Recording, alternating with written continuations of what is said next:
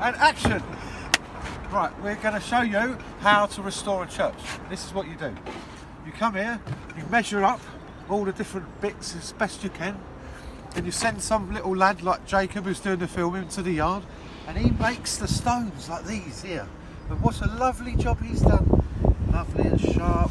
It's really dusty though, didn't wash them down very well. Anyway, and then you come here, closer, closer, closer. Then you cut out the old one. Look, cut it out ready. Yeah, nicely cut out. And then you get these stones and you lift that into there, like that. Imagine that's being lifted. And into there. And you throw loads of muck in there. Give it like a little kick here and a kick there. And then like, whoop, in there. Rub it in a bit. That is how you restore a church.